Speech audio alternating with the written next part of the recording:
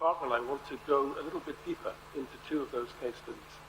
And Eve will go first with the Trafford Faith Action Network. Thank you.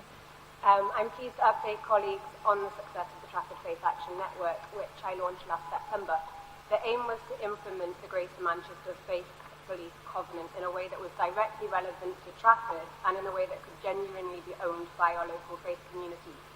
And so to achieve this, we aligned the aims of the network with Trafford's corporate plan.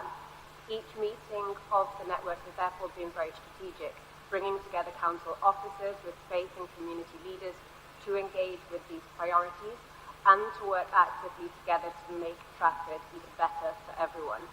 What's been especially encouraging is not only the numbers of people in the room, but also the diversity of religious communities represented, and critically the tangible actions that have followed.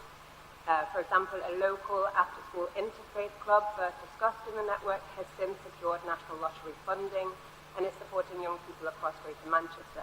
We've strengthened communication networks for community cohesion so that if something as awful as last year's riots happen again, our community safety team has a trusted network to turn to, offering reassurance and solidarity to all of Trafford's communities.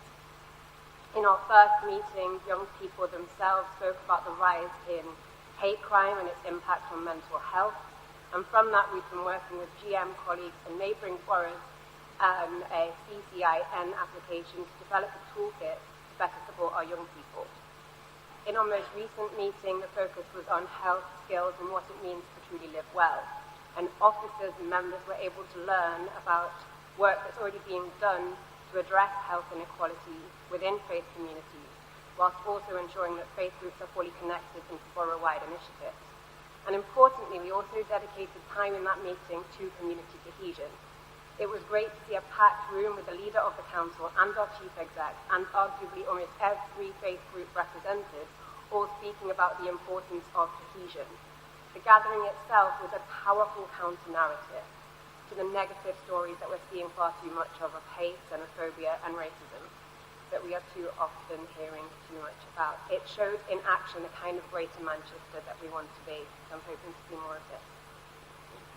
So the last time Mayor Burnham came to us as a panel, we were talking particularly about that whole issue of community cohesion, because it was just after the unrest of 2024.